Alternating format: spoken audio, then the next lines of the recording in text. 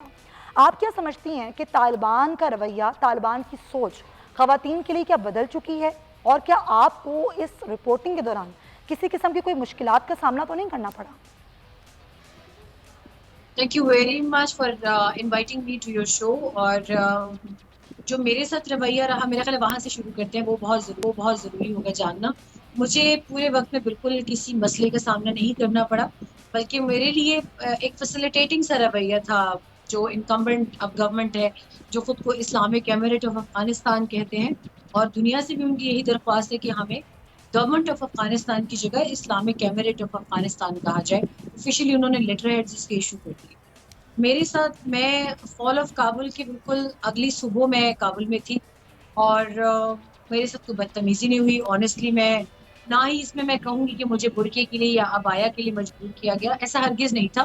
صحیح. وہ کہ ایک دو فورن جرنلسٹ نے وہاں سے پکچر یہ دی تھی کہ ہمیں، کیونکہ انہوں نے اپنی مرضی سے عبایا پہنا اور پکچر یہ دینے پینٹ کرنے کی کوشش کی کہ ان کو پہنایا گیا. اوکے. تو وہ میں ریفیوٹ کرنا چاہوں گی، ایسا ہرگز نہیں ہوا.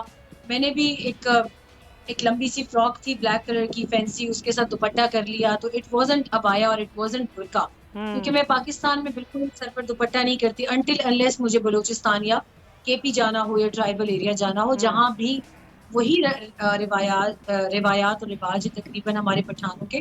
میں خود پختون ہوں، تو ہمارے علاقے میں سر ڈھکنا جو ہے وہ ایک روایت ہے. صحیح. پہلی تو یہ چیزیں کلیئر ہونی چاہیے. دوسرا، ہاں، جب میں بالکل کسی چوک سے، کسی اسکوائر سے، کسی بہت ایک مجمع والی جگہ سے رپورٹ کرتی تھی، تو وہاں طالبان کے جو فٹ سولجرز ہیں وہ میرے ارد گرد ضرور کھڑے ہوتے تھے. کیونکہ آپ افغانستان کو تو چھوڑ دیں، آپ اگر پاکستان میں بھی، میں ابھی کسی سبزی منڈی میں جا کر کھڑی ہوں، کسی چوک پر جا کر کھڑی ہوں، تو مردوں کا ایک ہوتا ہے وہ اکٹھے کھڑے ہو جاتے ہیں، آپ کے ارد گرد آ جاتے ہیں. It's not a big deal in Afghanistan. اگر کوئی اس سے یہ پکچر پینٹ کرنے کی کوشش کرے کہ خاتون صحافی ہراس ہو رہی ہے، ایسا نہیں ہے. اور انہی لوگوں کی موجودگی کے باعث طالب جو ان کے لوگ ڈیوٹی پر ہوتے تھے، وہ میرے ارد گرد کھڑے رہے ہیں مسلسل، تاکہ مجھ سے کوئی بدتمیزی نہ ہو یا مجھے کوئی ہراس نہ کرے. اور جب میں کام کر لیتی تھی تو وہ باقاعدہ تب تک انتظار کرتے تھے جب تک میرا اکوپمنٹ پیک نہیں ہو جاتا اور میں اس جگہ سے چلی نہیں جاتی. باقی طالبان کی جانب سے مجھے کسی ہراسمنٹ کا سامنا نہیں تھا، اور یہی ان کا اپنی خواتین کے لیے بھی تھا. بلکہ کچھ خواتین جب ان کو پرووک کرتی تھیں کسی چوک پر کھڑے ہو کے یا کسی پکٹ پر کھڑے ہو کے، اور ہم اگر فلم کرنے کی بھی کوشش کرتے تھے تو وہ منع کر دیتے تھے کہ آج ایک ایسا وقت ہے، ظاہر ہے یہ ہمیں ابھی تسلیم نہیں کرتے، لیکن کیونکہ ہماری اپنی خواتین ہیں تو ہم نہیں چاہیں گے کہ ان کی کسی پروپیگنڈا مہم میں ان کی تصاویر آئیں یا یہ اس کا حصہ بنتی بھی نظر. تو صحیح. This was what I so and what I experienced.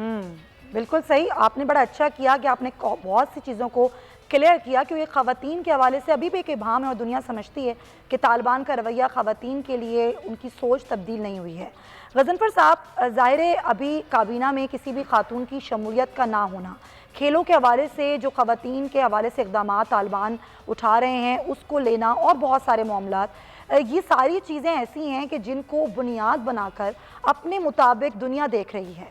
اور دنیا جو ویٹ اینڈ واچ کی پالیسی کو اپنا رہی ہے خاص طور پہ افغانستان کے حوالے سے، آپ کو کیا لگتا ہے کہ یہ معاملات کتنے خطرناک حد تک چلے جائیں گے اور کتنے مشکل میں ڈال سکتے ہیں خود افغانستان کی صورتحال کو، کیونکہ اس وقت افغانستان کو ضرورت ہے دنیا کی؟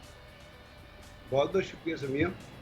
یہ ویٹ اینڈ واچ کی پالیسی نہیں ہے افغانستان کے خلاف، یہ پریس اینڈ ٹوسٹ کی پالیسی ہے کہ ان کی ہر چیز کو آپ مروڑیں، ہر طرح سے ان کو فریز کریں، ہر طرح سے ان کو تنگ کریں، ہر طرح سے ان کے کام میں رکاوٹ پیدا کریں. یعنی امریکہ نے 20 سال تک اس ملک کو تباہ و برباد کر کے رکھ دیا، اینٹ کی اینٹ بچا کے رکھ دی. ہم نہیں کہتے، سگار کی رپورٹ کہتی ہے، جو ان کا اپنا قائم کردہ ادارہ تھا for the development of Afghanistan, وہ انہوں نے یہ لکھا، اس کے اندر بہت ساری ایسی آبزرویشنز ہیں جس پہ امریکنز کو سوچنا ہوگا اور امریکن ٹیکس پیئرز کو سوچنا ہوگا. اس میں انہوں نے لکھا کہ جو آپ ڈیولپمنٹ کے لیے پیسہ دیتے ہیں، اس میں 40% پیسہ تو پہلے جو ہے وہ وار لارڈز کو اور سیاستدانوں کو اور باقی لوگوں کو چلا جاتا ہے اور کرپشن کی نظر ہو جاتا ہے. باقی امریکن کانٹریکٹر لے جاتے ہیں. پیچھے کیا بجا 20% میں آپ کیا ڈیولپمنٹ کریں گے؟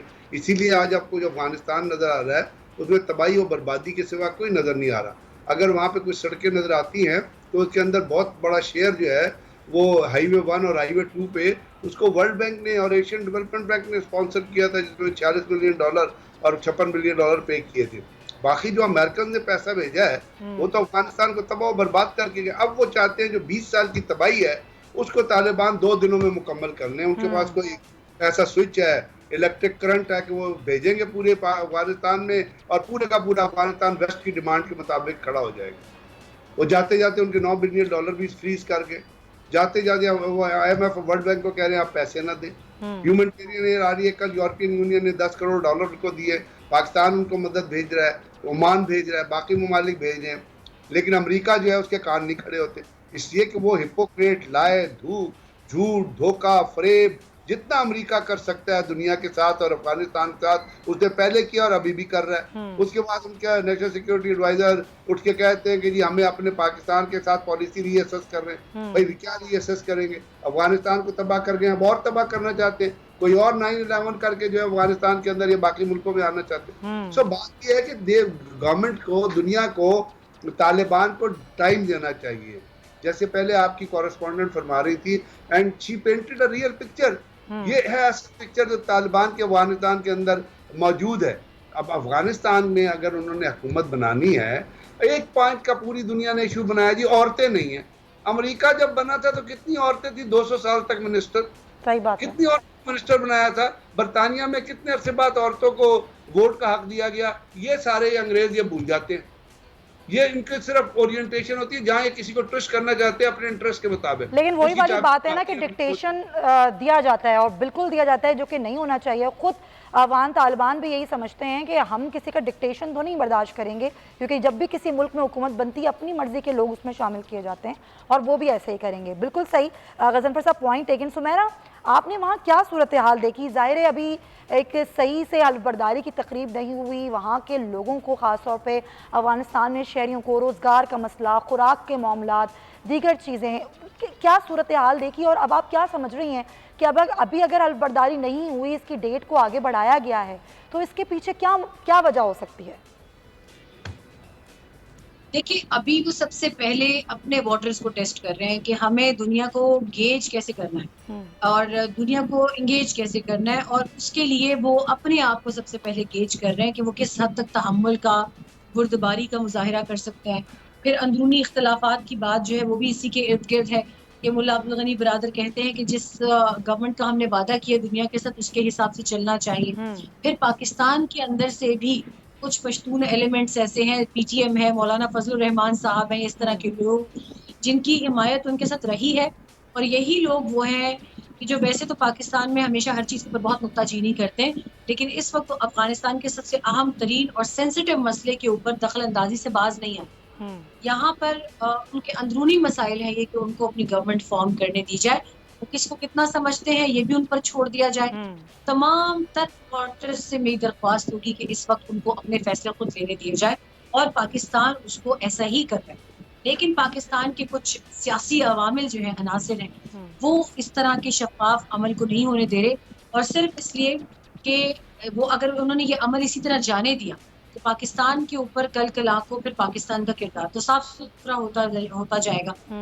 پاکستان نے ابھی تک بہت خوبصورتی سے اپنے آپ کو بہت سے عوامل سے دور رکھا ہے. افغانستان کے ایئرپورٹ آپ کے سامنے ان کا ایئرپورٹ والے مسئلے میں پاکستان نے ذمہ داری نہیں اٹھائی، صرف اس لیے کہ اگر وہ اٹھا لیتا ذمہ داری بہت احسن طریقے سے پوری کر سکتا تھا. لیکن دنیا نے یہی کہنا تھا کہ دیکھیں جی، اب تو پہلے ہی کہتے تھے ان کی آپس میں سیٹنگ ہے، تو آج انہوں نے اٹھا کے ایئرپورٹ بھی پاکستان کو دیا.